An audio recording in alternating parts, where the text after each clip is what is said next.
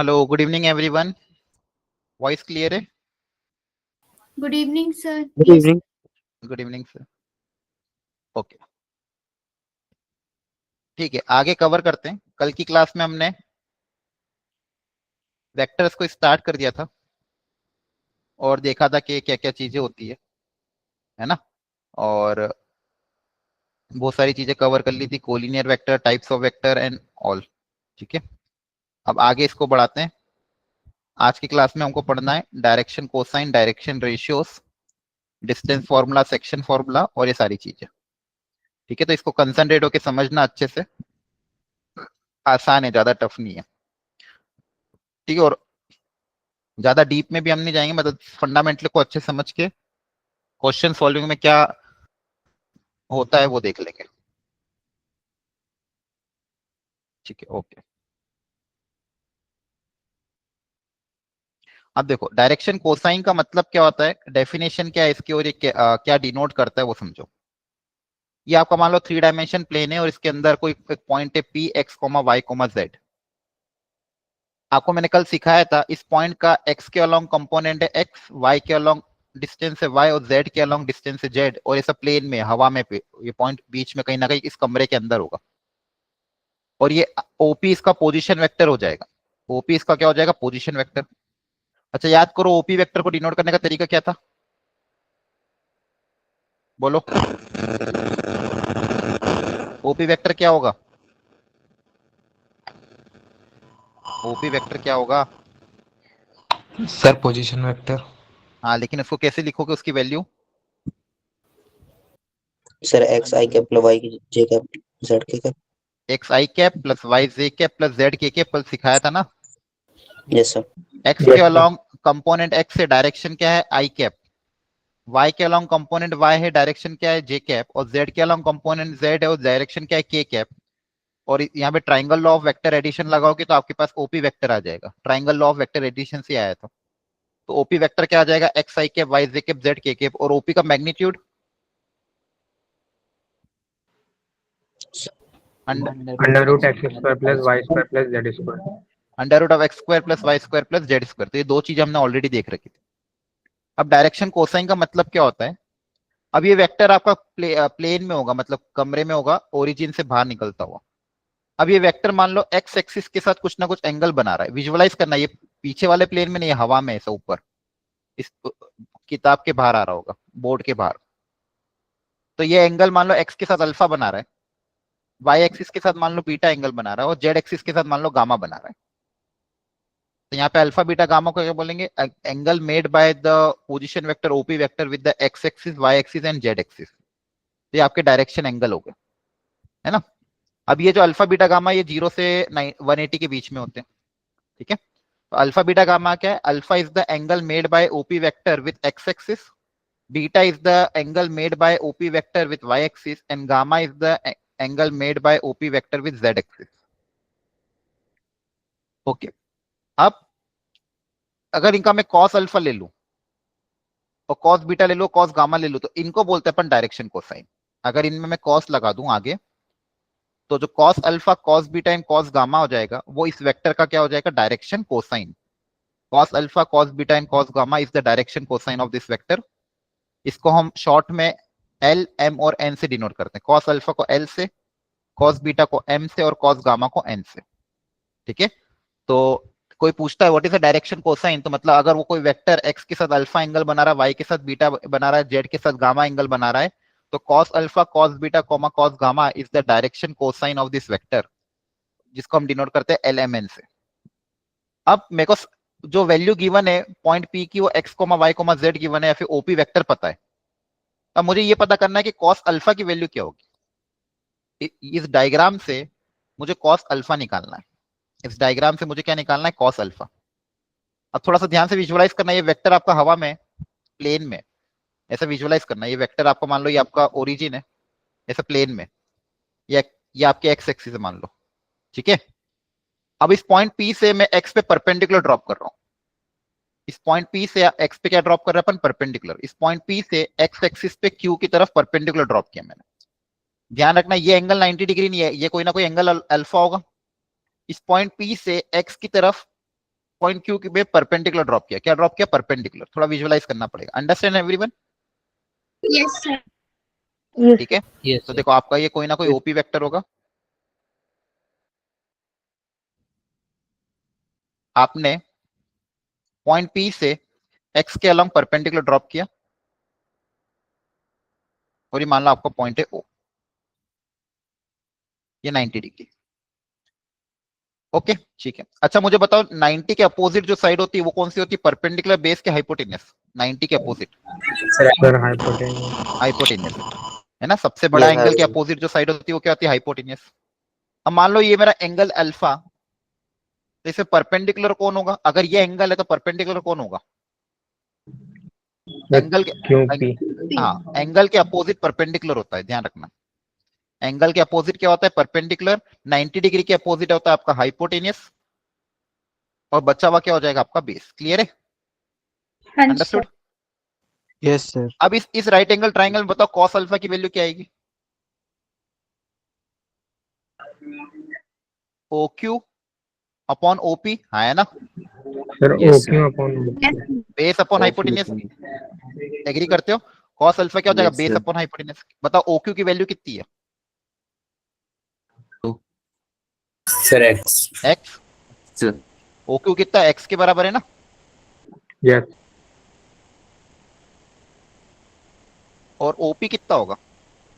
under root x square plus y square plus z Sir, square. mod of it. Very good.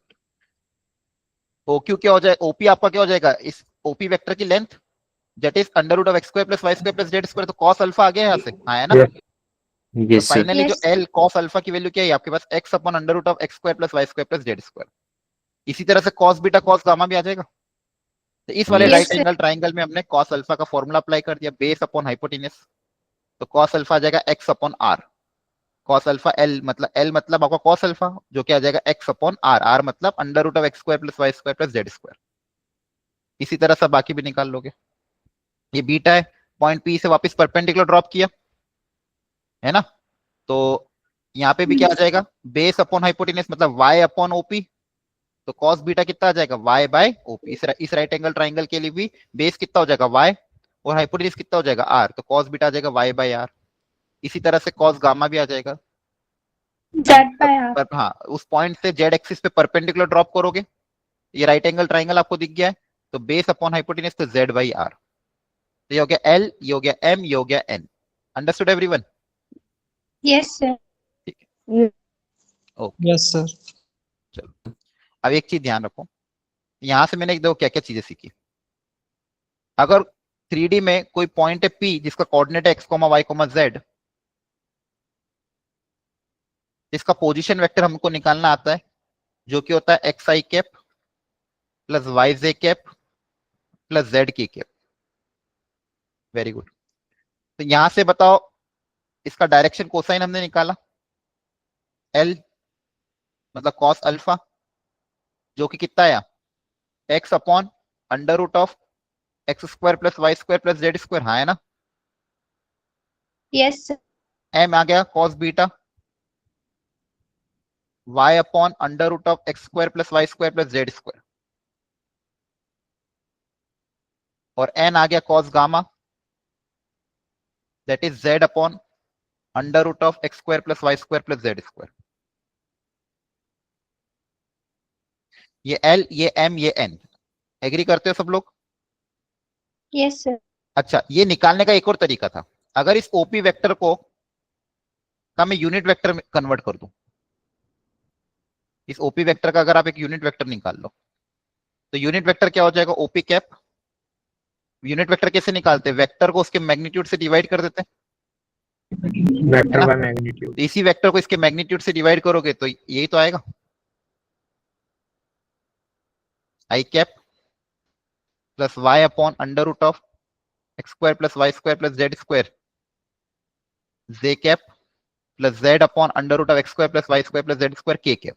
Clear है? ये आपको OP cap आ गया। तो यहाँ पे अगर आप ध्यान से देखोगे तो ये जो आई का कोफिशिएंट है ये आपका एल है, और ये जो है ये क्या हो जाएगा? एम, और ये क्या हो जाएगा? आपका एन। अंडरस्टूड? Yes, sir. तो डायरेक्शन कोसाइन अगर वेक्टर दिया हो तो डायरेक्शन कोसाइन निकालने का आसान तरीका क्या हो जाएगा, उसका यूनिट वेक्टर में कन्वर्ट कर दो। किसी भी वेक्टर का अगर आपको डायरेक्शन कोसाइन निकालना हो तो क्या करो, उसको यूनिट वेक्टर में कन्वर्ट कर दो। आई कैप, जे कैप और के कैप के जो कोएफिशिएंट होंगे वही आपके डायरेक्शन कोसाइन होंगे। अंडरस्टूड? Yes, sir. ठीक है। अच्छा, अब यहां से देखो एक रिलेशन और आएगा, एल पता है, एम पता है, एन पता है। अगर मैं इनका स्क्वायर करूं और ऐड कर दूं तो देखो ध्यान से, एल स्क्वायर क्या आएगा, एक्स स्क्वायर अपॉन ये रूट हट जाएगा, वाई वन आ स्क्वायर अपॉन ये जाएगा। रूट हट जाएगा, जेड स्क्वायर अपॉन ये रूट हट जाएगा। तीनों को एडिशन करेंगे तो न्यूमरेटर में x square plus Y square plus Z square और डिनोमिनेटर में भी x square plus Y square plus Z square. तो तीनों का एडिशन कितना आ जाएगा, 1। Yes, तो sir. यहाँ से एक बहुत अच्छा रिलेशन आपके पास आ जाएगा कि cos square alpha plus cos square beta plus cos square gamma की वैल्यू कितनी आ जाएगी, 1। Understood? Yes, sir. Yes, sir. ये रिलेशन काम आता है। कैसे काम आता है, अगर मान लो आपको ऐसा बोले, a vector makes an angle 45 degree with x axis, 60 degree with the z axis, find the angle made by the vector with the y axis। एक वेक्टर x एक्सिस के साथ 45 डिग्री बना रहा है, z एक्सिस के साथ 60 degree बना रहा है, तो y के साथ कितना बनाएगा, तो कैसे करोगे? सर अल्फा बीटा वैल्यू दिया पुट हुआ है। अल्फा और करके गामा, हाँ वन से अल्फा और माइनस गामा कर दिया देंगे। हुआ है, वैल्यू पुट अप करके बीटा निकाल लेंगे, हाँ है ना? Sir Yes, sir. Yes sir. ठीक है, तो ऐसा क्वेश्चन आ सकता है कि किसी दो एक्सिस के साथ अगर एंगल दिया हो तो तीसरे के साथ पूछा हो तो आप ये वाला फॉर्मूला अप्लाई कर सकते हो। अच्छा मुझे बताओ, इस एक रिलेशन तो ये हो गया, आपको ध्यान रखना ही, cos square alpha plus cos square beta plus cos square gamma equal to 1। इसी से कभी कभी एक रिलेशन और डिराइव करते हैं। बताओ यहाँ से sin square alpha plus sin square beta plus sin square gamma की वैल्यू कितनी आएगी, करो डिराइव।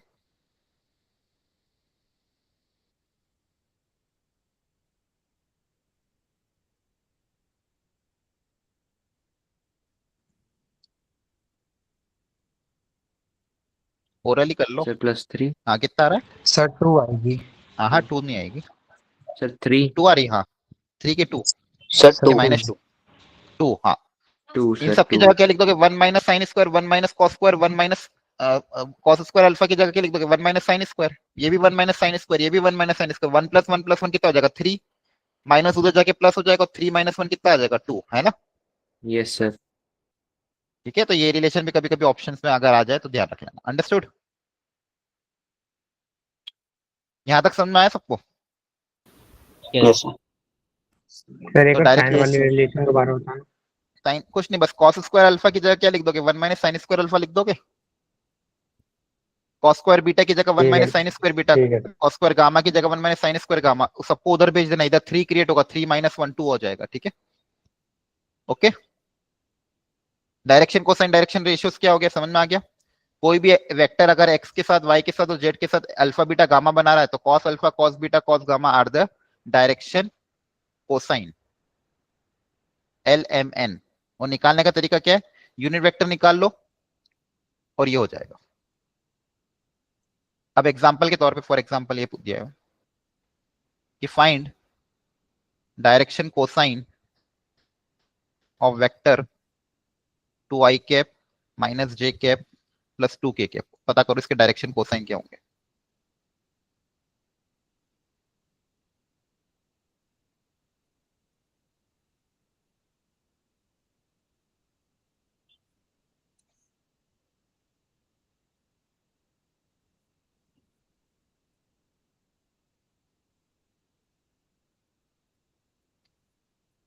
So 2/3 minus 1/3, 2/3. कैसे करोगे, अभी सिखाया था। सर इसका ऊपर यूनिट वेक्टर पता कर लो। वेक्टर निकालेंगे। ये मान लो ए वेक्टर है, 2i cap minus j cap plus 2k cap, कोई से किसी ना किसी का तो पोजीशन वेक्टर होगा। इसका यूनिट वेक्टर क्या हो जाएगा, 2i cap minus j cap plus 2k cap divided by under root of a square plus b square plus c square, है ना? जो कि कितना आ जाएगा, 3। तो जाएगा 2/3 i cap minus 1/3 j cap plus 2/3 k cap. तो डायरेक्शन कोसाइन क्या आ जाएंगे, 2/3 comma minus 1/3 comma 2/3। Understood? Yes, sir. Yes clear है ना, आसान है ना? Yes Yes, sir. बोलो। Yes, sir. वेक्टर को यूनिट वेक्टर में कन्वर्ट कर दो और जो भी कोएफिशिएंट होंगे वही आपके डायरेक्शन कोसाइन होंगे। ये एल, ये एम, ये एन। तो मतलब कॉस अल्फा 2/3 के बराबर, कॉस बीटा -1/3 के बराबर, कॉस गामा 2/3 के बराबर, हाँ है ना? ठीक है, यस सर। बोलो। ठीक है,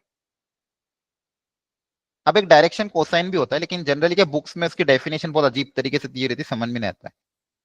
डायरेक्शन रेशियो, सॉरी, आप देखो आसान भाषा में समझो इसको, डायरेक्शन रेशियोस।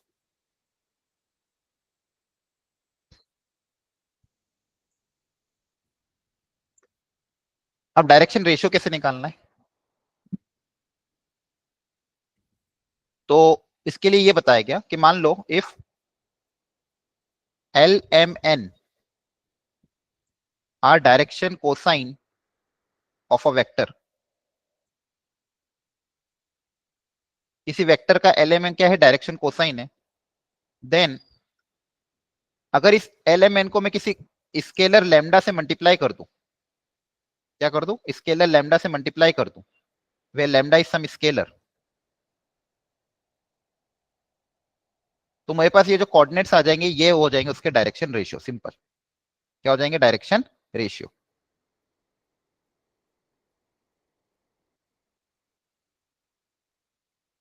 अच्छा, डायरेक्शन कोसाइन तो आपका यूनिक होगा, एक सिंगल ही होगा, लेकिन डायरेक्शन रेशियो बहुत सारे हो सकते हैं। लैम्डा के अलग अलग वैल्यू पे एक वेक्टर के बहुत सारे डायरेक्शन रेशियो हो सकते हैं। एग्जाम्पल अभी जो लिया था फॉर वही ले लेते हैं। ए कोई वेक्टर है मान लो, 2i कैप माइनस जे कैप प्लस 2k कैप। तो अभी हमने देखा इसके डायरेक्शन कोसाइन क्या आए थे? 2/3 -1/3 2/3, हाँ है ना? ये डायरेक्शन कोसाइन है, क्लियर है? ये तो यूनिक होगा, एक सिंगल ही होगा। अब इसके डायरेक्शन रेशियोज क्या क्या हो सकते हैं? तो इसको किसी भी एक नंबर से मल्टीप्लाई कर सकते हो आप। मान लो 3 से मल्टीप्लाई करते हैं, इस पूरे को 3 से मल्टीप्लाई करोगे तो क्या आएगा? 2, -1, 2 आ जाएगा। तो ये क्या हो जाएंगे? इसके डायरेक्शन रेशियो। आपको मान लो 6 से मल्टीप्लाई करना है, तो 6 से मल्टीप्लाई करोगे तो कितना आएगा? 4, -2, 4, है ना? Yes. ऐसे और भी निकाल सकते हो आप। तो ये सब क्या है? इसके डायरेक्शन रेशियोस। तो आप देखो, ऑब्जर्व करो एक और चीज, कि अगर वेक्टर ऐसा है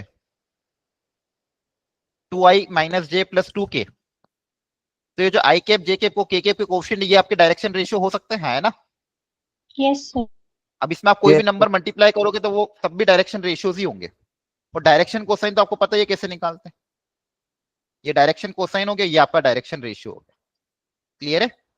बस इतना ध्यान Yes, रखना। sir. अब एग्जांपल से एक और बात समझ। सपोज कोई वेक्टर है 3i cap minus 2j cap plus 4k cap, randomly कोई ले लिया मान लो, या फिर 1k कैप ले लो, चलो। तो बताओ इसके डायरेक्शन रेशियोज क्या होंगे? प्रेडिक्ट कर सकते हो डायरेक्टली डायरेक्शन रेशियो? 3,2,1 3, -2, 1 है ना? -2 साइन के साथ लेना है, क्लियर है? ये डायरेक्शन रेशियोज होगा। कोई दिक्कत इसमें किसी को? No, sir. बताओ डायरेक्शन कोसाइन sir. क्या होंगे? 3/√14 minus 2/√14, comma 1/√14. ओके, इसका मैग्नीट्यूड √14 अगर आएगा तो √14 से डिवाइड करोगे तो ये डायरेक्शन कोसाइन होगा। ये दो, ये डायरेक्शन रेशियो, डायरेक्शन कोसाइन। कोई डाउट किसी को? No, sir. No sir. हाँ आदर्श बोलो। सर ओरिजिन भी हो सकता है डायरेक्शन रेशियो हर एक का? ओरिजिन? हाँ सर, जैसे 0,0,0 अगर आप 0 से मल्टीप्लाई करना चाहो, हाँ कर सकते, कोई दिक्कत नहीं। लैम्डा आपका स्केलर है तो लैम्डा की वैल्यू कुछ भी हो सकती है, क्लियर है? लेकिन जनरली वो कभी हम यूज करते ही नहीं है, ठीक है? आपका जनरली क्या यूज होगा? यही होगा, क्लियर है? Okay sir. हाँ, ओके। डायरेक्शन नहीं, डायरेक्शन बताने में काम नहीं आता। डायरेक्शन बताने में काम सिर्फ डायरेक्शन कोसाइन आएगा, क्योंकि डायरेक्शन के लिए हम यूनिट वेक्टर कंसीडर करते हैं। यूनिट वेक्टर किस में आ रहा है? डायरेक्शन कोसाइन में। तो डायरेक्शन कोसाइन आपका डायरेक्शन बताने में काम आता है। डायरेक्शन रेशियो का यूज क्या है आगे जाके देखेंगे। यहाँ तक मतलब समझ में आ गया कैसे निकालना है? ये बताओ, क्लियर है? Yes, sir. सबसे पहले तो डायरेक्शन कोसाइन समझ में आ गया था। डायरेक्शन कोसाइन क्या होता है? कोई भी वेक्टर जो भी एंगल बनाता है उसका कॉस ले लोगे तो डायरेक्शन कोसाइन होता है। उस डायरेक्शन कोसाइन को आप किसी कांस्टेंट से मल्टीप्लाई कर दो तो डायरेक्शन रेशियो हो गया। बस इतना ही अंतर है और कुछ भी नहीं। ठीक है, ओके। तो एल एम एन आपके क्या हो गया, डायरेक्शन, इसमें रिलेशन आपने डेवलप कर दिया, l square plus m square ये सब 1 होता है, ठीक है, ये हो गया आपके पास। सर हाँ बोलो। सर जब आपने बोला कि किसी भी कांस्टेंट से मल्टीप्लाई कर सकते हैं तो वो फ्रैक्शन में भी हो सकता है? हाँ फ्रैक्शन भी हो सकता है, कोई दिक्कत नहीं, आर ऑल रियल ठीक है। नंबर, ठीक है। अब इसके डायरेक्शन रेशियोज निकाल लोगे आप, एक्स वाई जेड आपको पता है, ये मैग्नीट्यूड पता चल जाएगा, डायरेक्शन कोसाइन आ Yes, जाएगा, sir. ठीक है। अच्छा इसमें लॉजिक लगाओ, एक्स एक्सिस का डायरेक्शन कोसाइन क्या होगा और वाई एक्सिस का डायरेक्शन कोसाइन क्या होगा, एल एम एन की वैल्यू। थोड़ा फंडामेंटली सोचो ज्योमेट्रिकली।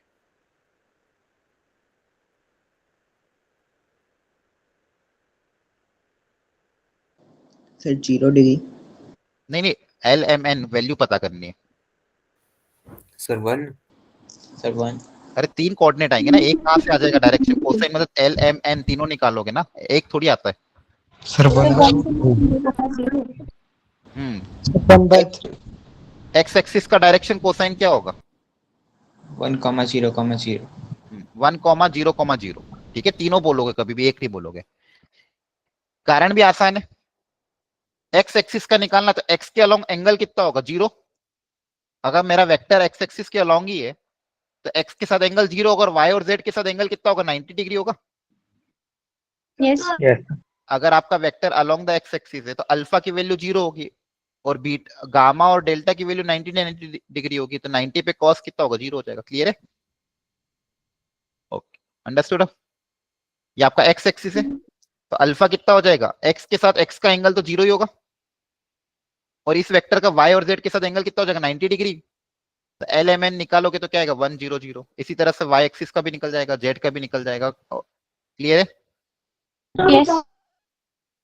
Yes sir. अब डायरेक्शन रेशियो अभी समझा दिया मैंने आपको।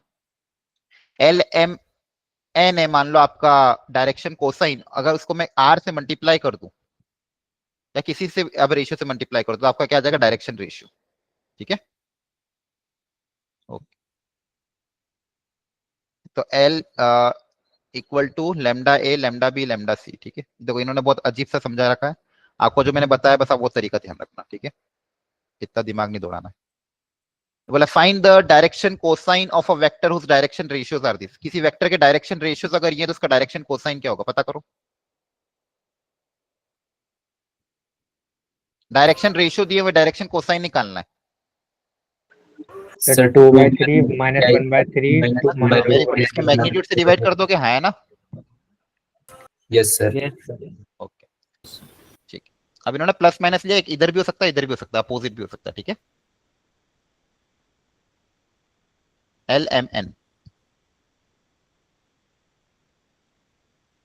अब distance formula and section formula जो आपने 2D में पढ़ा था सेम यहाँ पे भी है, डेरिवेशन वैसे ही हो जाएगा, कोई दिक्कत नहीं है। 2 पॉइंट है मान लो, 3D में दोनों के कोऑर्डिनेट है x1 y1 z1 x2 y2 z2, इनके बीच में जो डिस्टेंस होगा वो निकालना है। तो सबसे पहले इनके पोजीशन वेक्टर पता कर लिए, OP1 OP2, ये क्या होगा, इसके पोजीशन वेक्टर। अब अगर मान लो मुझे P1 P2 निकालना है, तो अभी आपको उस दिन सिखाया था, P1 P2 क्या हो जाएगा, P2 माइनस P1 हो जाएगा, है ना, ये वेक्टर Yes. क्या हो जाएगा, P2 माइनस P1। अब इसका मैग्नीट्यूड पता करना, तो पहले वेक्टर पता कर लो, तो वेक्टर कितना हो जाएगा, तो ना यहाँ पे ट्राइंगल लॉ लगाओगे तो क्या आएगा, P1 P2 वेक्टर, याद है उस दिन ए बी वेक्टर क्या आया था, B माइनस ए। अरे हाँ Yes. ए बी वेक्टर को क्या लिखते हो, B माइनस ए, तो P1 P2 को क्या लिखोगे, P2 माइनस P1, तो P2 माइनस P1 कितना हो जाएगा, x2 minus x1 i cap, y2 minus y1 j cap, Yes. z2 minus z1 k cap. अब वो वेक्टर आ गया, उसका मैग्नीट्यूड निकाल लोगे। क्लियर है, ट्राइंगल लॉ लगा देंगे तो P1 P2 क्या हो जाएगा, OP2 माइनस OP1, यहाँ से आ जाएगा x2 minus x1 i cap, y2 minus y1 j cap, z2 minus z1 k cap. अब वेक्टर पता है, उसका मैग्नीट्यूड निकाल लेंगे। मैग्नीट्यूड कैसे Yeah. निकालते हैं, under root of x square plus Y square plus Z square, इससे आपका डिस्टेंस फॉर्मूला आ जाएगा, जो कि वहां पे भी वैसे ही था। तो अगर 2 पॉइंट पता है तो उनके बीच में डिस्टेंस निकालना हो तो फॉर्मूला क्या हो जाएगा, under root of x2 minus x1 का whole square plus y2 minus y1 का whole square plus z2 minus z1 का होल स्क्वायर। अब एक होता है सेक्शन फॉर्मूला, अब यहाँ थोड़ा ध्यान से देखना। वैसे मान लो 2 पॉइंट है जिनका पोजीशन वेक्टर है ए वेक्टर और बी वेक्टर, 2 पॉइंट है पी एंड क्यू, उनका पोजीशन वेक्टर क्या दिया हुआ है, ए vector and b vector. Position vector पता है ना क्या होता है, Yes, sir. बार बार मैं ये वर्ड यूज करूंगा, पोजीशन वेक्टर मतलब ओरिजिन से ज्वाइन कर देंगे उस वेक्टर को तो उसको पोजीशन वेक्टर डिनोट करेगा। तो यहाँ पे OP1 है ए वेक्टर, OP2 है बी वेक्टर। तो P और Q दो पॉइंट है जिनके पोजीशन वेक्टर है ए और बी। अब P और Q को मान लो ज्वाइन कर दिया, और एक पॉइंट है कोई R इनके बीच में, एक पॉइंट है कोई R इनके बीच में जो इस P और Q को m/n के रेशियो में डिवाइड कर रहा है ना। P और Q के बीच में कोई पॉइंट है R जो इसको m/n के रेशियो में डिवाइड कर रहा है। तो आपको ये पता करना R वेक्टर क्या होगा, आपको क्या पता करना है, R वेक्टर क्या होगा। अब इसका फॉर्मूला भी वैसे ही आता है जैसे आपने 2D में देखा था, दिखने में वैसा दिखता है लेकिन यहाँ पे वेक्टर के टर्म्स में आएगा। याद करो वहां पे फॉर्मूला क्या था, m1x2 plus m2x1 upon m1 plus m2, हाँ है ना Yes. सेक्शन फॉर्मूला 2 डायमेंशन में, 10th में भी था आपके। x कोऑर्डिनेट क्या आया था, m1x2 plus m2x1 upon m1 plus m2। अब यहाँ पे x और y कोऑर्डिनेट नहीं आएगा, यहाँ पे डायरेक्ट वेक्टर आएगा। तो ये वेक्टर r पता करना है आपको कि r कितना होगा। तो देखो कैसे करोगे, ये आपका है a वेक्टर, ये आपका है b वेक्टर। तो m को मल्टीप्लाई करोगे b के साथ, n को मल्टीप्लाई करोगे a के साथ, divided by m plus n। तो r वेक्टर क्या आ जाएगा, इंटरनल डिवीजन से, सब कुछ ट्राइंगल लॉ से डिराइव हुआ है तो है ना, कर सकते हो आप, कोई बड़ी बात नहीं है। तो याद रखना बस रिजल्ट आपको, m into B plus n into ए अपॉन m प्लस n, ये आपका r वेक्टर आ जाएगा इंटरनल होगा तो। और एक्सटर्नल में क्या हो जाएगा, प्लस की जगह माइनस आ जाएगा, याद है। Yes, sir. थोड़ा बहुत तो ध्यान होगा, आया ना, Yes. अंडरस्टूड और Yes. नॉट। फॉर्मूला याद रखना, फॉर्मूला अप्लाई करना, डेरिवेशन खुद से कर लेना, लेकिन फॉर्मूला भूलना नहीं आपको। यहाँ पे ध्यान रखो, यहाँ पे r वेक्टर आ रहा है, यहाँ पे कोई x और y कोऑर्डिनेट नहीं आते, यहाँ पे वेक्टर आता है। क्या सीखा आपने अभी तक, यहाँ पे देखो एक वेक्टर है p वेक्टर और q वेक्टर जिसका पोजीशन वेक्टर है a और b, इन दोनों को ज्वाइन कर दूं अगर मैं तो pq वेक्टर हो जाएगा। अब कोई वेक्टर, कोई पॉइंट है r इन दोनों के बीच में, कोई पॉइंट है r इन दोनों के बीच में जो इसको m/n के रेशियो में डिवाइड कर रहा था। इस r वेक्टर को क्या क्या होगा ये पता करना है। तो r वेक्टर क्या हो जाएगा, m into B vector plus n into A vector upon m plus n, m b plus n a upon n plus n, understood. और वहीं पे अगर ये 1:2 तो हो जाएगा, चलो ठीक, क्लियर हो गया सबको। मिड पॉइंट फॉर्मूला तो पता ही है ना, अगर रेशियो 1:1 होगा तो a plus b by 2, clear है। और एक्सटर्नल डिवीजन होगा तो सेम फॉर्मूले में बस माइनस लग जाएगा। अब एक्सटर्नल डिवीजन कैसे दिखेगा देखो ध्यान से, ये आपका ए और बी वेक्टर है ना, ये आपका ए और बी वेक्टर। आर कहां पे होगा, बाहर होगा, पी और क्यू के क्या होगा, बाहर। इंटरनल में क्या होता है, पॉइंट आर पी और क्यू के बीच में होता है, और एक्सटर्नल में पॉइंट आर पी और क्यू के क्या होता है, बाहर। अब मेजर कहां से करते हैं, m/n। तो आर का पी से डिस्टेंस m, आर का क्यू से डिस्टेंस n, तो रेशियो कितना हो जाएगा m/n। पिछली बार भी देखो डिस्टेंस कहां से मेजर किया था, आर का पी और क्यू से, आर का पी से था m, आर का क्यू के साथ क्या था n, है ना।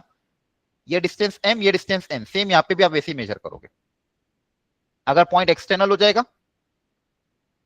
तो आर का पी से रेशियो m है, आर का क्यू से रेशियो मान लो n है, क्लियर है। यहाँ पे भी फॉर्मूला डिराइव करोगे तो फाइनल आंसर क्या आ जाएगा, m b minus n a upon m minus n। तो ये हो गया इंटरनल डिवीजन और वो हो गया एक्सटर्नल डिवीजन, और एक हो गया डिस्टेंस फॉर्मूला। बस ये फॉर्मूला दिमाग में रखना है, अंडरस्टूड और नॉट, बताओ जल्दी बता दो, समझ में आ गया क्या कि नहीं आया, डाउट है, क्लियर है। एक्सटर्नल वाला दोबारा समझा दो। देखो सुनो ध्यान, ये आपका 3D प्लेन है x, इसको चलो 2D में बना देते,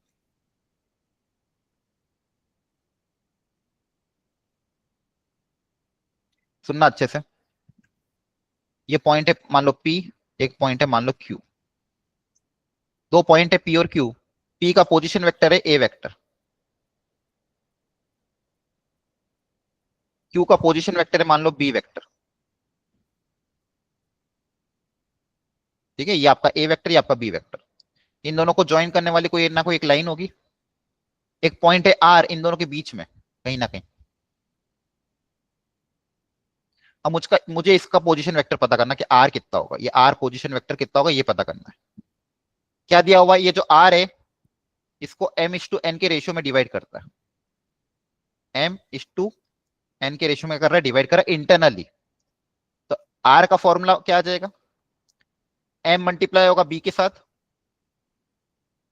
n मल्टीप्लाई होगा उसके अपोजिट वाले a के साथ अपॉन m प्लस n, तो इसको बोलते हैं इंटरनल डिवीजन, अगर r इंटरनल है तो। उसी तरह से वापस कंसीडर करते हैं p और एक वापस से q, ये पॉइंट है मान लो आपका p वेक्टर, ये पॉइंट है आपका q वेक्टर, और पॉइंट r इन दोनों के बाहर है, तो इस r के वेक्टर को मुझे पता करना है। तो ये हो गया आपका एक्सटर्नल डिवीजन, ये आपका क्या हो गया एक्सटर्नल डिवीजन। अब यहां से मान लो p से डिस्टेंस m है और q से डिस्टेंस मान लो n है, रेशियो क्या है m/n, r का p से m q से n, क्लियर है। पॉइंट p का पोजीशन वेक्टर है मान लो a वेक्टर और इसका पोजीशन वेक्टर मान लो b वेक्टर। अब वापस r पता करना है, तो m का होगा b के साथ, n का होगा a के साथ, तो वापस क्या हो जाएगा m into B vector minus n into ए vector upon m minus n। इस फॉर्मूले में बस प्लस की जगह माइनस आ जाएगा और कुछ भी नहीं, इतना ध्यान रखना आपको। अगर एक्सटर्नल डिवीजन हुआ तो माइनस आएगा, इंटरनल डिवीजन हुआ तो प्लस आएगा, क्लियर है। बोलो Yes, सर sir. वो माइनस एम नहीं Yes, हुआ sir. क्या होगा, सर एन माइनस एम। हाँ n माइनस m, उससे कुछ फर्क नहीं पड़ेगा, ऊपर भी नेगेटिव आ जाएगा ना, कट पिट जाएगा वो, ठीक है। ओके आप जैसा ऊपर ले रहे हो वैसे नीचे ले सकते हो, क्लियर है। Okay Yes. अंडरस्टूड और नॉट, बस यहाँ पे प्लस है यहाँ पे माइनस लगा देना और कुछ भी अंतर नहीं है। डायग्राम कैसा भी हो सकता है p इधर भी ले ले q इधर ले ले, उससे कुछ फर्क नहीं पड़ता।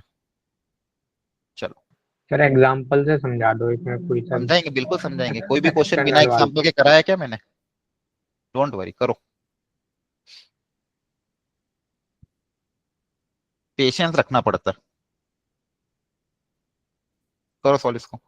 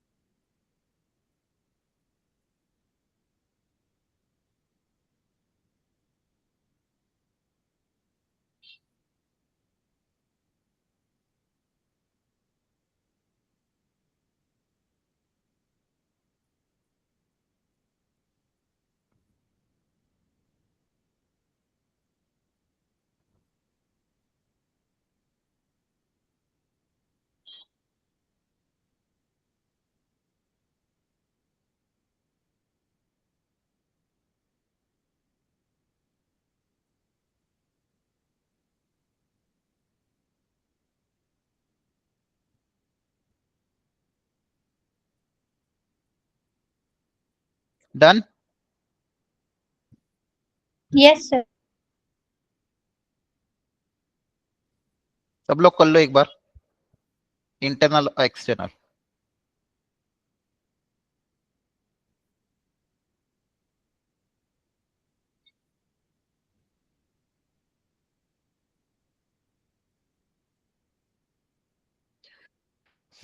आर का वेक्टर फॉर्मेट में आंसर निकालना है।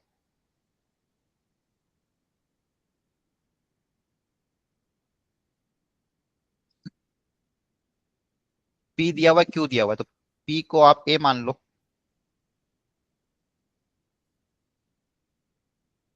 Q का पोजीशन वेक्टर B वेक्टर मान लो, रेशियो दिया हुआ है तो एक को M एक को N मान लो, ठीक है। इंटरनल फॉर्मूला अप्लाई कर दे, आर वेक्टर का फॉर्मूला याद है, M into B plus N into ए अपॉन M प्लस N, हाँ है ना। बोलो, Yes, sir. बस वैल्यू पुटअप Yes, कर sir. दो, 2 इंटू बी वेक्टर, इसलिए कहा था बस फॉर्मूला ढंग से याद कर लो, वो तरीका भी याद करा दे सिखाना। 1 इंटू ए vector upon M plus N, इसको सिंप्लीफाई कर सकते हो, आर वेक्टर आ जाएगा, इंटरनल डिवीजन, क्लियर है। एक्सटर्नल में क्या होगा, प्लस की जगह माइनस आ जाएगा, प्लस की जगह सिर्फ माइनस आ जाएगा, तो 2 into this minus 1 into upon m minus m। ये हो गया इंटरनल डिवीजन r वेक्टर, ये हो गया आपका एक्सटर्नल डिवीजन। पॉइंट r का वेक्टर फॉर्मेट में पोजीशन वेक्टर आ गया। किसी को डाउट हो तो जल्दी पूछो। एनीवन किसी को नहीं समझ में आया तो पूछ लो। क्लियर है? Yes, sir. Yes, sir. Yes, sir. ठीक है, देखो आपके एनसीईआरटी के क्वेश्चन है, घर पे प्रैक्टिस कर लेना। और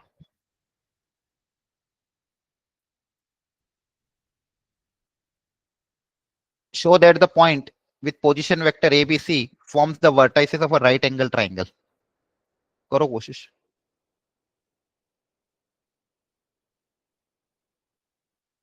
show that the point with position vector this and this। आपको प्रूव करना है कि 3 पॉइंट है प्लेन में ABC, कहीं पे भी हो सकते हैं, उनके पोजीशन वेक्टर आपको दिए हुए हैं और बोला है कि ये राइट एंगल ट्राइंगल होगा, प्रूव करो। करो कोशिश।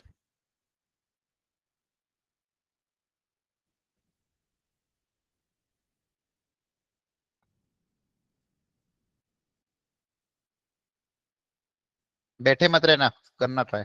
किसी को नींद तो नहीं आ रही है? No, sir. No, sorry. ठीक है।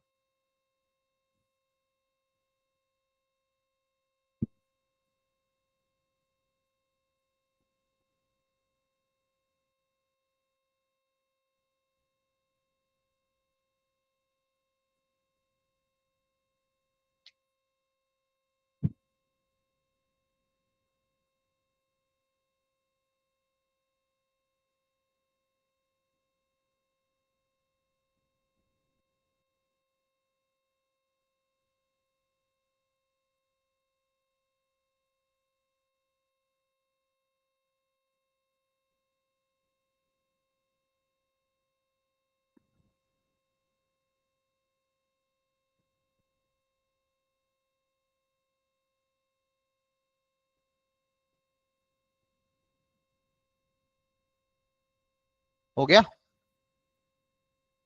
बोलो। No sir. अरे बस तरीका बता दो, चलो क्या तरीका होगा? सर डिस्टेंस फॉर्मूला अप्लाई करके। ठीक है, वो भी कर सकते हो। आपका मान लो ये 3 पॉइंट कहीं ना कहीं प्लेन में होंगे, ए मान लो यहाँ पे, बी यहाँ पे, मान लो सी कहीं और होगा। रैंडमली बना दिया डायग्राम बस। अब इसको राइट एंगल ट्राइंगल प्रूव करना है। इन तीनों का डिस्टेंस भी निकाल ही सकते हो। पॉइंट ए का कोऑर्डिनेट क्या होगा बताओ? पोजीशन वेक्टर पता है तो कोऑर्डिनेट बताओ कितना होगा ए का? 3, -4 -4। हाँ, इसी तरह से बी भी आ जाएगा 2 -1, 1। इसी तरह से सी भी आ जाएगा 1, -3, -5। हाँ है ना? Yes. Yes, sir. अब इनका डिस्टेंस निकाल लो। Yes, sir. Simple, a b पता कर लो, बी सी पता कर लो और ए सी पता कर लो। डिस्टेंस फॉर्मूला अप्लाई करके तीनों में डिस्टेंस निकल जाएगा। और अगर इसमें पाइथागोरस ट्रिपलेट अगर आ रहा होगा, फिर पाइथागोरस सेटिस्फाई कर रहा होगा, मतलब राइट एंगल ट्राइंगल। क्लियर है? Yes. ये एक तरीका ही है। आगे जाके एक तरीका और सीखोगे, इससे आसान वेक्टर प्रोडक्ट में सीखेंगे। फिलहाल के लिए डिस्टेंस फॉर्मूला से ये कर सकते हो। अंडरस्टूड? Yes, sir. इन्होंने कैसे किया? इन्होंने वेक्टर निकाला, फिर क्या करा है? ओह हाँ, एक गलती हो गई। नहीं नहीं, सही है, ठीक है। इन्होंने और लेंथी करा। इन्होंने क्या करा? ए बी सी दिया हुआ है, पोजीशन वेक्टर है ना। इन्होंने ए बी वेक्टर निकाला, फिर बी सी वेक्टर निकाला, फिर ए सी वेक्टर निकाला। ए बी वेक्टर आपको पता है कैसे निकालोगे? बी माइनस ए है ना। बी सी वेक्टर कैसे निकालोगे? बी माइनस सी। और ए सी वेक्टर कैसे निकालोगे? सी माइनस ए। फिर एक एक का डिस्टेंस निकाला। आप डायरेक्ट भी निकाल सकते हो। क्लियर है? Yes. सेम ही बनेगा और कुछ भी अंतर नहीं है। ए बी बी सी और ए सी बी बेसिकली वही फॉर्मूला बनेगा। √x2 - x1 का होल स्क्वायर, y2 - y1 का होल स्क्वायर। तो एक आएगा √35, √41, √6, तीनों का डिस्टेंस। इन तीनों में क्या पाइथागोरस अप्लाई हो रही है? हाँ हो रही है। ठीक यस है, सर, हो रही है। ये राइट एंगल ट्राइंगल हो गया। ठीक है, तो यहां तक अपन ने क्या क्या देखा कि डायरेक्शन कोसाइन क्या होता है। कोई वेक्टर अगर अपना x के साथ अल्फा, y के साथ बीटा, z के साथ गामा एंगल बना रहा है तो LMN cos alpha cos beta cos gamma आपका डायरेक्शन कोसाइन होगा। इन तीनों में relation l square plus m square plus n square 1 होता है। एक होता है डिस्टेंस फॉर्मूला, एक होता है सेक्शन फॉर्मूला, दोनों ही आपने पढ़ लिए। क्लियर है? दो वेक्टर अगर कोलिनियर है तो b vector equal to lambda times a vector, याद रखना ये बहुत इंपॉर्टेंट रिजल्ट है। बी अगर बी और ए कोलिनियर है तो बी वेक्टर को मैं क्या लिख दूंगा, lambda times a vector, lambda is some scalar. Clear है? याद है कल पढ़ाया था। सेक्शन फॉर्मूला ये है, इंटरनल होगा तो प्लस आ जाएगा, एक्सटर्नल होगा तो माइनस आ जाएगा। ठीक है? यूनिट वेक्टर Yes, कैसे sir. निकालते हैं आपको पता है, किसी वेक्टर को उसके मैग्नीट्यूड से डिवाइड करोगे तो यूनिट वेक्टर आ जाएगा, और यूनिट वेक्टर के जो कोएफिशिएंट होंगे वही आपके डायरेक्शन कोसाइन होगा। दो वेक्टर अगर आपस में इक्वल है तो दो वेक्टर आपस में इक्वल कब होंगे, जब आई का आई के साथ इक्वल होगा, जे वाला कंपोनेंट जे के साथ इक्वल होगा, के वाला कंपोनेंट के वाला के साथ इक्वल होगा। क्लियर है? Yes, sir. Yes, sir. ये सारे आपकी एनसीईआरटी के क्वेश्चन आप ट्राई कर लेना। अंडरस्टूड यहाँ तक? Yes, sir. ओके। Yes. अब हमारा मेन इंपॉर्टेंट अगला टॉपिक है प्रोडक्ट ऑफ टू वेक्टर, कि दो वेक्टर को मल्टीप्लाई कैसे करना है। एडिशन तो आपको पता ही है, आपने ऑलरेडी ऐड कर रखा था, है ना। आई का आई के साथ ऐड होगा, जे का जे के साथ होगा, के का के साथ ऐड हो जाता है। अब वेक्टर प्रोडक्ट थोड़ा सा अलग कॉन्सेप्चुअल चीज है, क्योंकि यहाँ पे वेक्टर दो डायरेक्शन वाले प्रोडक्ट में हो रहे हैं, तो दो तरह से वेक्टर को प्रोडक्ट किया जाता है। एक होता है आपका स्केलर प्रोडक्ट, एक होता है आपका वेक्टर प्रोडक्ट। दो तरह के प्रोडक्ट होते हैं। स्केलर प्रोडक्ट मतलब जहां पे मल्टीप्लाई करने पे आंसर स्केलर आ जाए, और वेक्टर प्रोडक्ट मतलब जिसको हम मल्टीप्लाई करें तो आंसर आपका वेक्टर फॉर्मेट है। दोनों का ज्योमेट्रिकल इंटरप्रिटेशन भी अलग अलग है। स्केलर प्रोडक्ट मतलब दोनों वेक्टर को मल्टीप्लाई करने पे अगर आंसर स्केलर आ रहा है तो ऐसे प्रोडक्ट को अपन स्केलर प्रोडक्ट भी बोलते हैं, डॉट प्रोडक्ट भी बोलते हैं। सेकेंड होता है वेक्टर प्रोडक्ट। वेक्टर प्रोडक्ट मतलब जहां पे दो वेक्टर को मल्टीप्लाई करने पे आंसर भी वेक्टर आ रहा है, तो ऐसे वेक्टर को वेक्टर प्रोडक्ट या फिर क्रॉस प्रोडक्ट बोलते हैं। डॉट प्रोडक्ट का ज्योमेट्रिकल इंटरप्रिटेशन क्या होता है, वो एक वेक्टर दूसरे का प्रोजेक्शन शो करता है। तो क्रॉस प्रोडक्ट का ज्योमेट्रिकल इंटरप्रिटेशन बहुत सारे होते हैं। एरिया बताता है, पैरेललोग्राम का, अगर दो वेक्टर से जो ए और बी से बनने वाला जो पैरेललोग्राम है उसका एरिया डिनोट करता है ए क्रॉस बी का मैग्नीट्यूड। ठीक है? और ए क्रॉस बी से जो वेक्टर मिलता है वो ए और बी दोनों के परपेंडिकुलर होता है। ये सारी चीजें हैं। तो ये जो कैसे आया क्या नहीं आया वो डिटेल देखना नहीं है, वो सारा ज्योमेट्रिकल इंटरप्रिटेशन से आया। जब एक वेक्टर का दूसरे पे प्रोजेक्शन लिया जा रहा था, प्रोजेक्शन मतलब परछाई। फॉर एग्जाम्पल ये आपका कोई वेक्टर है ए वेक्टर, है ना, और ये कोई दूसरा वेक्टर है मान लो बी वेक्टर। कोई बोलता है इसका इस पे प्रोजेक्शन क्या होगा। प्रोजेक्शन मतलब इसकी परछाई या फिर इसका शेडो। इसका अगर इसमें प्रोजेक्शन ले लूंगा तो ये क्या हो जाएगा, इसका प्रोजेक्शन। तो ये इसका ये प्रोजेक्शन का मैग्नीट्यूड हो जाएगा, डायरेक्शन क्या हो जाएगा, अलोंग ए वेक्टर। तो ये this is what projection of b vector on a vector. और ये प्रोजेक्शन ही आपका डॉट प्रोडक्ट का ज्योमेट्रिकल इंटरप्रिटेशन, और यहीं से डॉट प्रोडक्ट एक्चुअली आया था। तो हम पहले उल्टा पढ़ेंगे, डॉट प्रोडक्ट होता क्या है, फिर बाद में डिफाइन करेंगे प्रोजेक्शन होता क्या। क्लियर है? Yes, sir. Understood everyone? तो मान लो आपका ए और बी कोई दो नॉन जीरो वेक्टर है, उन दोनों के बीच में एंगल है थीटा। ए और b are some two non zero vector, उन दोनों के बीच में एंगल थीटा है। तो इनका जो डॉट प्रोडक्ट है ए डॉट बी, क्या बोलेंगे, ए डॉट बी। तो ए डॉट बी का आपका आंसर आ जाएगा magnitude of A into magnitude of B into sine theta, sorry cos theta. Cos. A into b into cos theta, where theta is the 0 to pi के बीच में जो भी एंगल होगा। ठीक है? अब यहाँ पे देखो mod A into mod B into cos theta, सबके सब स्केलर है, तो ये जो आंसर आएगा वो कोई ना कोई स्केलर आएगा। ये जो आंसर आएगा वो कोई ना कोई क्या आएगा, स्केलर। ठीक है?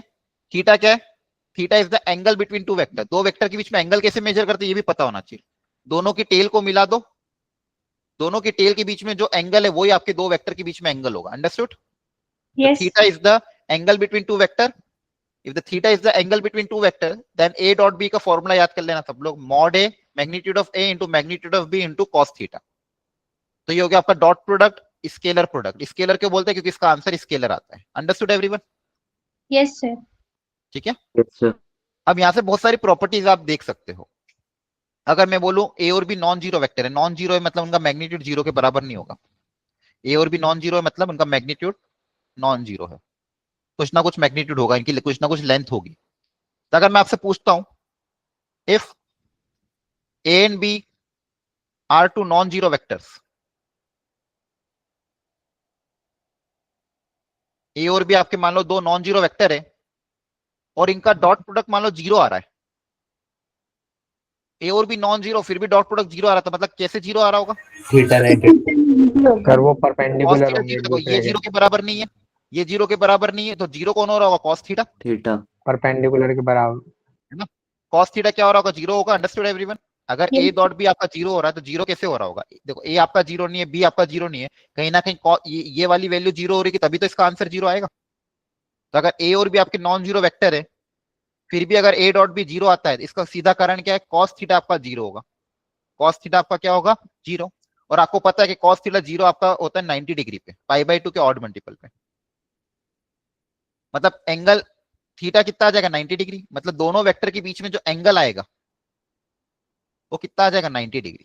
तो यहां से भी बहुत अच्छा रिजल्ट आया कि अगर दो नॉन जीरो वेक्टर आपस में परपेंडिकुलर है, दो नॉन जीरो वेक्टर अगर आपस में परपेंडिकुलर है, तो उनका डॉट प्रोडक्ट क्या हो जाएगा? 0। उनका डॉट प्रोडक्ट क्या हो जाएगा? 0। Understood? Yes, sir.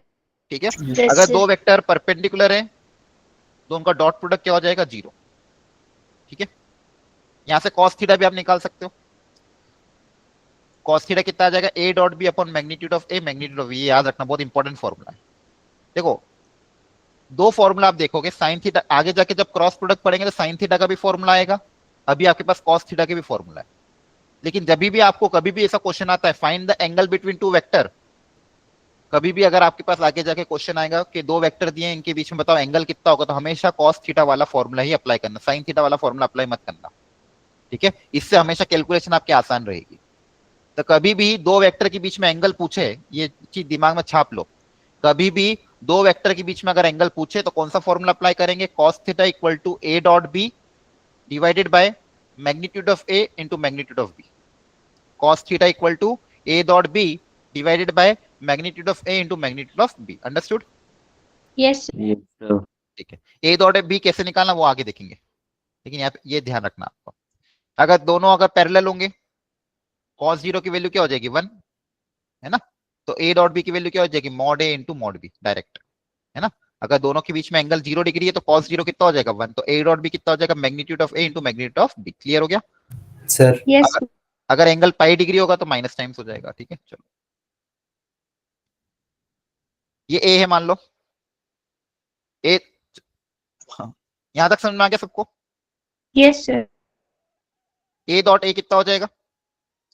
Mod A into cos of 0। ए और ए के बीच में एंगल कितना होगा? 0 होगा, तो कितना हो जाएगा? मैग्नीट्यूड ऑफ ए का होल स्क्वायर। ए स्क्वायर।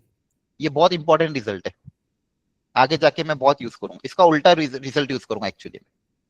क्या रिजल्ट यूज करूंगा कि मैग्नीट्यूड ऑफ ए के होल स्क्वायर को क्या लिखा जा सकता है? A A vector dot vector. A vector. Understood everyone? Yes, magnitude of A के होल स्क्वायर को क्या लिखा जा सकता है?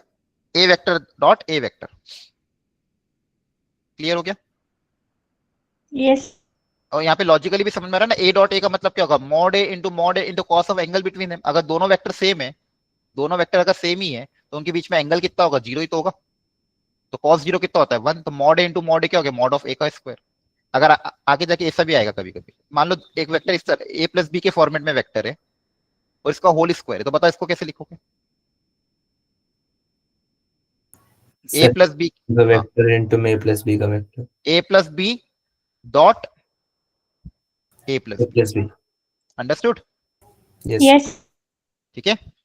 मॉड ऑफ मान लो ऐसा दिया हुआ है 2a माइनस 3b का होल स्क्वायर, मैग्नीट्यूड का होल स्क्वायर, तो क्या लिखोगे इसको?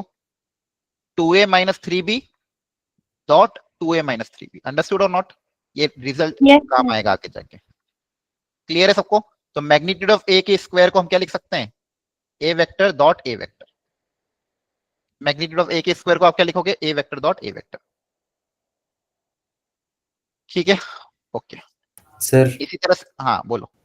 सर वो cos थीटा फाइंड करने वाले हैं, जो फॉर्मूला आपने बताया उसका एक एग्जांपल करवा दीजिए। एक मिनट रुको तो सही, एग्जाम्पल सारे होंगे, डोंट वरी। पहले जो समझा रहा हूँ उसको देखो ध्यान से। ठीक है, अब देखो एक चीज और, आई बिना जब तक ये कवर नहीं होगा तब तक वो एग्जांपल आएगा ही नहीं, क्योंकि आपको पहले पता होना चाहिए आई कैप डॉट आई कैप क्या होगा। तो आई कैप डॉट आई कैप कितना होगा? बोलो। मॉड 0 ऑफ आई का होल स्क्वायर 1, जे कैप डॉट जे कैप 1, के कैप डॉट के 1. कैप भी कितना होगा? 1, है ना? आई कैप डॉट आई कैप, तो आई कैप का मैग्नीट्यूड कितना है? 1। तो आई कैप डॉट आई कैप 1। जब भी अगर वेक्टर पैरेलल होंगे मतलब एंगल कितना होगा? 0 होगा, तो कितना आएगा आई कैप? अगर दो यूनिट वेक्टर के बीच में एंगल 0 तो उनका डॉट प्रोडक्ट क्या होगा? 1। जे कैप डॉट जे कैप भी कितना हो जाएगा 1, के कैप डॉट के कैप भी कितना हो जाएगा 1। अंडरस्टूड? Yes. Yes, आई sir. डॉट जे कितना होगा? 0. Zero. हाँ, I dot J 0, I dot के 0, जे डॉट के 0। Yes. क्लियर है? Yes. Yes, sir. ओके, तो ये दो चीज आपको ध्यान रखना। I dot I, J dot J, के डॉट के, ये सब क्या होंगे 0, सॉरी 1, और ये क्या हो जाएगा? ये क्लियर हो गया यहाँ तक? Yes. समराइज कर रहा हूं, देखो ध्यान से। दो वेक्टर है, अगर ए और ए वेक्टर एंड बी वेक्टर, इनके बीच में अगर अपन प्रोडक्ट कर रहे हैं तो दो तरह के प्रोडक्ट होते हैं। सबसे पहले हमने पढ़ा स्केलर प्रोडक्ट। स्केलर प्रोडक्ट को एक नाम से और जाना जाता है डॉट प्रोडक्ट। इसका फॉर्मूला क्या होता है? ए vector dot B vector equal to magnitude of A into magnitude of B into cos theta. ये फॉर्मूला याद करना है। ये आंसर आपका क्या आएगा? स्केलर आएगा। अंडरस्टूड? Yes, sir. ओके। अब इसके बाद हमने क्या देखा कि अगर मैं ए का ए के साथ डॉट कर दूं तो क्या आएगा? Mod of A into mod of A, और ए का ए के साथ एंगल कितना होगा? 0। तो ये आ जाएगा मॉड ऑफ ए का होल स्क्वायर। तो यहां से मैं एक रिजल्ट और दे सकता हूं कि मॉड ऑफ ए का होल स्क्वायर को ए डॉट ए भी लिखा जा सकता है। अंडरस्टूड? Yes. ठीक।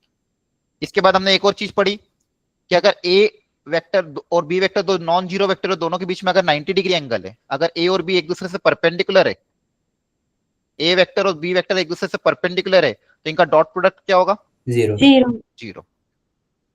तो यहां से आप ऐसा भी बोल दोगे कि इफ कभी भी ऐसा बोला a and B are two non zero vector, a and B are two non zero vector, और ऐसा दिया हुआ है कि ए डॉट भी 0 आ रहा है, ए और बी नॉन जीरो, और फिर भी अगर अगर देखो मैग्नीट्यूड 0 होगा तो 0 आएगा ही सही, लेकिन अगर ए और बी को क्या होना पड़ेगा? Non zero. अगर ए और बी मान लो दो नॉन जीरो वेक्टर और उनका डॉट प्रोडक्ट 0 आ रहा है, तब यहां से आप क्या इंप्लाइज करोगे? Means a is perpendicular to b होगा। ए और बी क्या होंगे? परपेंडिकुलर होंगे। अगर दो नॉन जीरो वेक्टर का डॉट प्रोडक्ट 0 आ रहा है तो 0 तभी आ सकता है जब दोनों के दोनों क्या होंगे? परपेंडिकुलर। अब आई कैप जे कैप और के कैप के टर्म्स में हमारे पास रिलेशन क्या आता है? अगर आई का आई के साथ डॉट ले ले, जे का जे के साथ डॉट ले ले, और के का के साथ डॉट ले ले, तो आंसर कितना आएगा? बोलो 1। आंसर कितना आ जाएगा? 1। 1. I dot J, J 0. Dot के और के डॉट आई, सबके बीच में एंगल 90 डिग्री होता है, तो इन सबका डॉट क्या होगा? 0। 0. Understood everyone? Yes. Yes. Very good. ये चीजें ध्यान रखनी है। अब इसमें एक चीज और करते हैं, दो वेक्टर को मल्टीप्लाई करके देखते हैं। फॉर एग्जाम्पल ए वेक्टर आपको दिया हुआ है 2i cap minus 3j cap plus k cap, और बी वेक्टर आपको दिया हुआ है मान लो 5i cap plus 2j cap plus 4k cap. कोई भी रैंडम ले लिया मैंने। अब मैं पूछ रहा हूं इनका डॉट प्रोडक्ट क्या होगा? a dot b।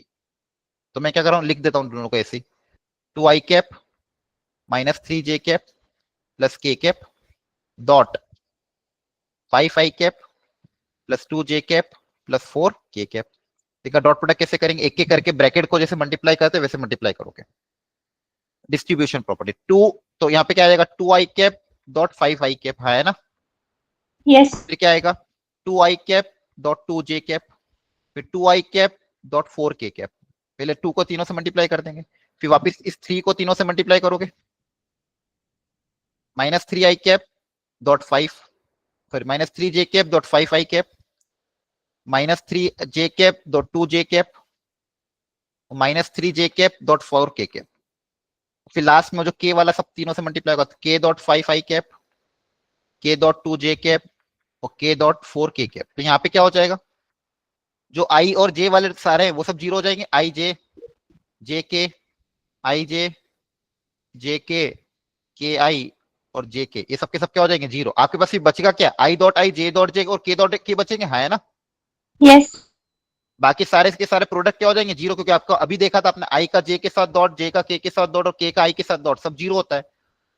अब देखो 2i डॉट 5i, ये कितना हो जाएगा? 2 इंटू 5 1.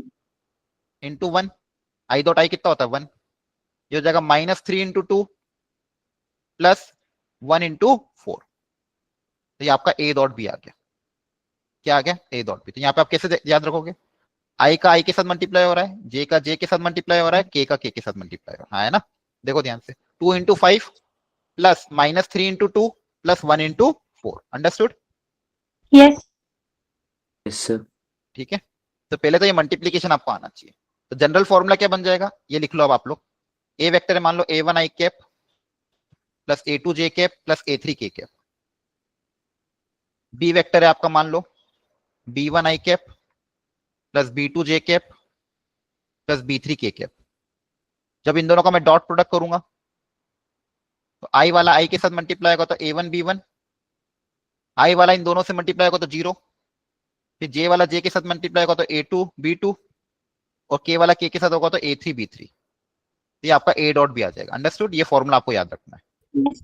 ए दो, तो कभी भी अगर दो वेक्टर दिए हो तो डॉट प्रोडक्ट ऐसे निकालेंगे, A1 B1 plus A2 B2 plus A3 B3। Clear हो गया। Yes, sir. अब इसकी मदद से आप कॉस्ट एंगल निकालोगे दो वेक्टर के बीच में। यहीं से फिर कॉस थीटा का फॉर्मूला क्या आ जाता है आपका। कॉस थीटा का फॉर्मूला क्या था, a dot b divided by magnitude of a magnitude of b. ये कैसे आया था, क्योंकि ए डॉट बी की वैल्यू क्या आती है आपके पास, mod a mod b cos theta. तो ये उधर जाके डिवाइड हो जाएगा, ये दोनों उधर जाके डिवाइड होगा, कॉस थीटा कितना आ जाएगा, a dot b divided by magnitude of a magnitude of b. और आपको पता है मैग्नीट्यूड कैसे निकालते हैं, है ना। Yes. Yes sir. ये देख लो एक बार अच्छे से, क्लियर है। Yes.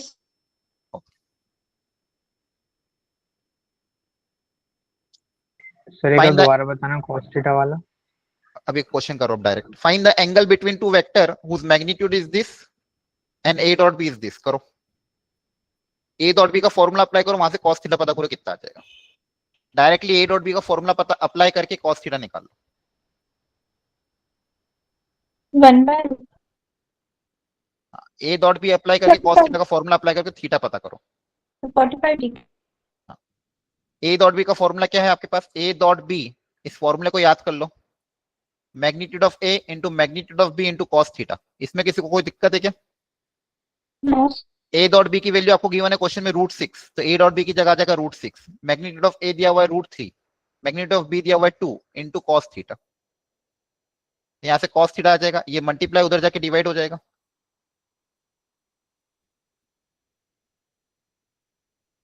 √6 क्या होता है, √2 इंटू √3 अपॉन √3 इंटू 2। √3 से √3 कैंसिल, √2/2 कितना हो जाएगा, 1/√2। cos थीटा की वैल्यू 1/√2 आ रही, तो थीटा कितना हो जाएगा 45। डिग्री। बोलो, डाउट है No, sir. No sir. किसी को, हो तो पूछ लो जल्दी से। No sir. ठीक है, तो cos थीटा निकालने के लिए ये वाला फॉर्मूला एक तो अप्लाई कर सकते हो। सिंपली बस ए डॉट बी का फॉर्मूला अप्लाई करो, यहाँ से cos थीटा आ जाएगा। क्लियर है। अगर ए डॉट बी हमें गिवन नहीं होगा तो हमें वैसे ही निकालना होगा। नहीं A1 नहीं, ये B1 समझ में आ गया। एक मिनट रुको, अभी आगे मत भागो। अभी ये समझ में आ गया सबको। Yes, sir. ठीक है, यस सर। क्वेश्चन ऐसा ही बनेगा ना जिससे आप निकाल पाओ। ए डॉट बी दिया नहीं होगा तो फिर कैसे निकालोगे, फिर आपको आई कैप जे कैप के कैप पूरा वेक्टर चाहिए रहेगा। ठीक है, ओके। अब देखो ये कम्यूटेटिव होता है, ए डॉट बी निकालो या बी डॉट ए निकालो, आंसर सेम ही आता है। ठीक है, क्योंकि दोनों से फॉर्मूला क्या बनेगा, ए बी कॉस थीटा और बी ए कॉस थीटा, उससे कोई फर्क नहीं पड़ता। ठीक है, डिस्ट्रीब्यूटिव भी होता है, a dot b plus c को आप a dot b plus a dot c भी कर सकते हो। तो कम्यूटेटिव एंड डिस्ट्रीब्यूटिव दोनों प्रॉपर्टी यहाँ पे एप्लीकेबल है। कोई लैम्डा अगर स्केलर है तो लैम्डा को आप आगे पीछे बाहर निकाल सकते हो, कोई दिक्कत नहीं है। ए ये है, बी ये है, तभी आपको मैंने बता दिया था ए डॉट बी क्या आ जाएगा, A1 A2 plus B1 B2 plus C1 C2। हाँ है ना, Yes.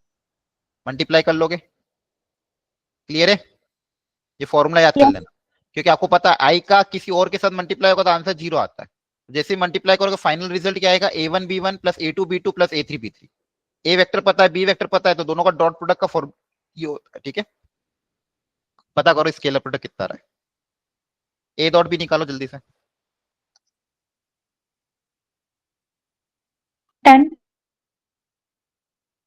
बाकी लोग भी निकालो, बैठे मत रहो।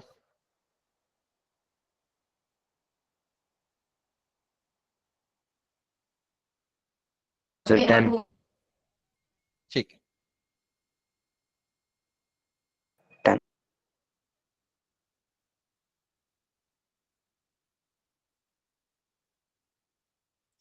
फॉर्मूला अप्लाई कर दोगे।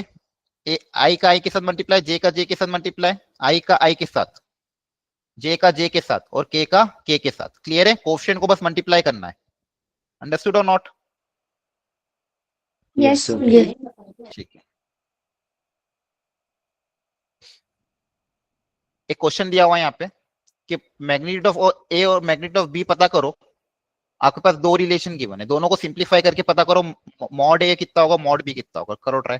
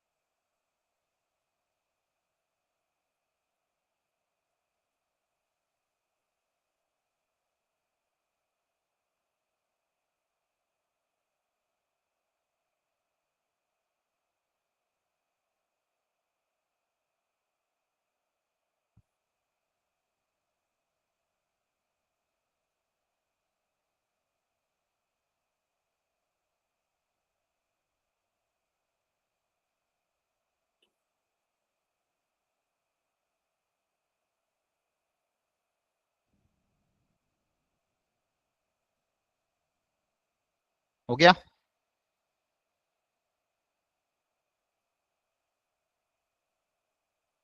पहले इन दोनों को मल्टीप्लाई करके देखो क्या आ रहा है। जैसे नॉर्मल मल्टीप्लीकेशन करते हैं ब्रैकेट्स को डिस्ट्रीब्यूटिव प्रॉपर्टी से, वैसे मल्टीप्लाई करो।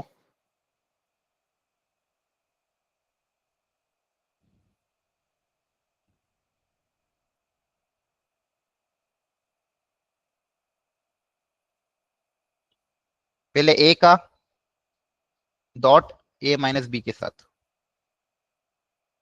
फिर बी का डॉट ए माइनस बी के साथ। अब इन दोनों डॉट को अंदर बांट दो, a dot A minus a dot b plus B dot A minus b dot b. क्या मेथड समझ में आ रहा है सबको? Yes, बोलो। Yes, sir. ए डॉट ए क्या होता है? मॉड ऑफ ए का होल स्क्वायर, अभी सिखाया था। अरे हाँ है ना। ए डॉट ए क्या हो जाएगा? मॉड ऑफ ए का whole square, magnitude of a. A dot a कितना होता है? मैग्नीट्यूड ऑफ ए का square minus a dot b. अच्छा, ए डॉट बी करो या बी डॉट ए करो, बात तो सेम ही है। Mod A into mod B into cos theta, mod B into mod A into cos theta. इसको आप ए डॉट बी भी लिख सकते हो, कैंसिल हो जाएगा। और ये कितना हो जाएगा? मैग्नीट्यूड ऑफ बी का होल स्क्वायर। Okay. ये दोनों तो सेम ही है ना। एडिशन में और मल्टीप्लीकेशन में कम्यूटेटिव प्रॉपर्टी होल्ड करती है। तो a plus a vector plus b vector या equal to b vector plus a vector होता है। वैसे ए डॉट बी और बी डॉट ए भी सेम ही होता है ना। ध्यान रखना, डॉट प्रोडक्ट की बात करो, क्रॉस में नहीं। यहाँ आ जाएगा ए का स्क्वायर माइनस बी का square equal to 8। Understood? Yes. Yes.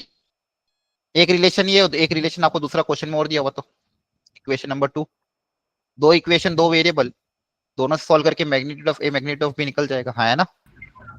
Yes, sir. Yes, आप sir. चाहो तो ए की वैल्यू यहाँ पे ए रख वाले दो। को हाँ बोलो। ए मैग्नीट्यूड ऑफ ए की वैल्यू यहाँ पे रख दो बी सेकंड में। तो मैग्नीट्यूड ऑफ ए की जगह क्या आ जाएगा? 8 इंटू मैग्नीट्यूड ऑफ बी का होल स्क्वायर इक्वल टू 8। तो हो जाएगा 64 मैग्नीट्यूड ऑफ बी का whole square minus magnitude of b square equal to 8। 64 minus 1 कितना होता है? 63 इक्वल टू 8। 63 उधर जाके डिवाइड हो जाएगा, तो मैग्नीट्यूड ऑफ बी का स्क्वायर कितना आ जाएगा? 8/63। स्क्वायर उधर जाके रूट हो जाएगा, under root 8/63। Understood? Yes. Yes किसी को डाउट हो पूछ लेना, कहीं स्टेप कोई स्टेप नहीं समझ में आ रही तो पूछ लो, सिंप्लीफाई कर सकते हो आप लोग। ये हो जाएगा 2 इंटू 2 इंटू 2, ये हो जाएगा 9 7 जा, तो 2 बार आ जाएगा, 3 बार आ जाएगा, under root 2/7। Magnitude of B आ गया। मैग्नीट्यूड ऑफ बी की वैल्यू यहाँ रखोगे तो ए भी आ जाएगा। तो बस यहाँ पे सिखाना क्या था कि कैसे मल्टीप्लाई करते दोनों ब्रैकेट्स को, ए डॉट ए और ए डॉट बी को मल्टीप्लाई कैसे करके सिंप्लीफाई किया। अंडरस्टूड और नॉट? तो देखो A plus B dot A minus B का फाइनल कितना आ रहा है, मॉड ए का स्क्वायर माइनस मॉड बी का स्क्वायर। क्लियर हो गया? Yes sir. ओके,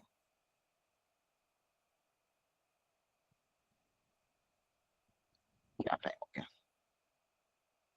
यहां तक किसी को कोई डाउट है? बोलो। नो सर अब एक क्वेश्चन मैं आपको एंगल पे करा देता हूँ और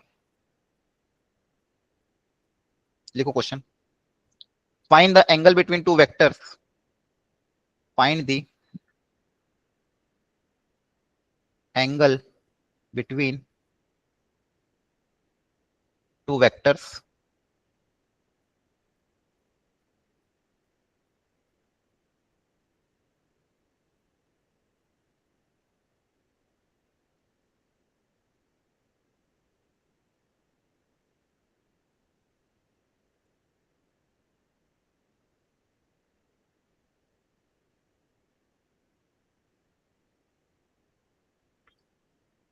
करो पता।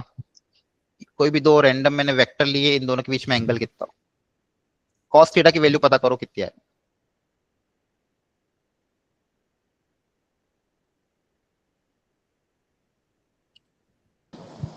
सर वो डॉट प्रोडक्ट की वैल्यू कितनी है? क्या? सर डॉट प्रोडक्ट की वैल्यू भी तो गिवन होगी। नहीं, बस यही दिया है। दो वेक्टर पता है, इनके बीच में कॉस थीटा निकालना, एंगल थीटा निकालना है। दो वेक्टर आपको दे दिए, पूछा है कि find the angle between the two vector.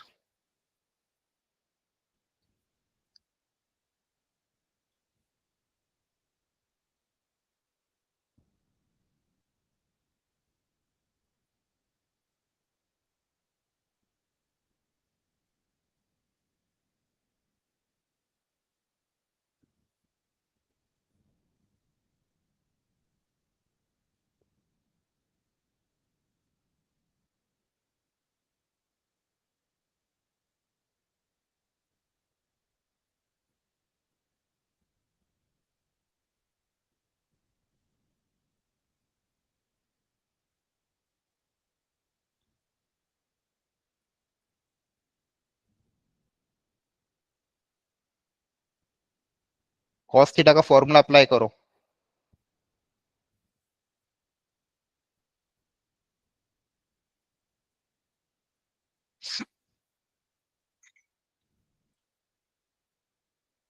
देखो कैसे सॉल्व करना है।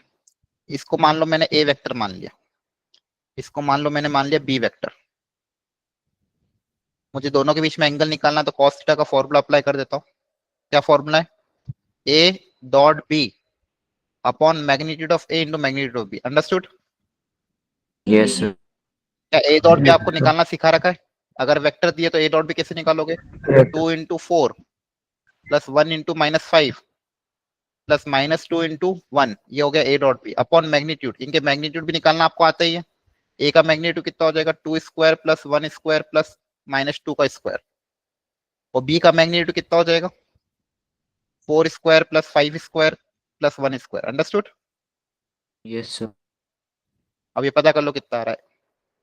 ऊपर आपके पास आएगा 8 -5 -2, यह आ जाएगा 3 into under root of 16 plus 25 plus 1। तो न्यूमरेटर में क्या बचेगा? 1/3 इंटू ये कितना आ रहा है? 42 अंडर रूट ऑफ 42 42। 42 ठीक है, तो ये आ गया कॉस थीटा। तो यहाँ से थीटा कितना आ जाएगा? Cos inverse 1/3√42। अंडरस्टूड? अब निकाल लोगे। कभी भी दो वेक्टर दिए, क्या उसके बीच में एंगल निकाल सकते हो? Yes sir Yes, sir. यही तरीका अपनाओगे, चाहे पूरे 3D में हो, पूरे वेक्टर 3D में हो, यही तरीका आपको अपनाना है। और कोई तरीका अपनाना मत। दो वेक्टर अगर दिए हों, इसके अलावा और कोई तरीका आप नहीं अपनाओगे। दोनों का डॉट प्रोडक्ट करो, दोनों के मैग्नीट्यूड से डिवाइड कर दो, कॉस थीटा आ जाएगा, थीटा इनवर्स आ जाएगा। ठीक है, कोई दिक्कत किसी को?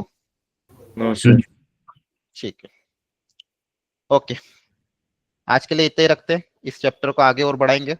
थोड़े बहुत फंडामेंटल क्वेश्चन मैं आपको होमवर्क के लिए दूंगा, आज ही दे दूंगा, अभी क्लास के बाद ही थोड़ी देर में। उन क्वेश्चंस को आप ट्राई कर लेना। क्लियर है? Yes, sir. Yes, sir. sir. Okay चलो, thank you. Thank you sir.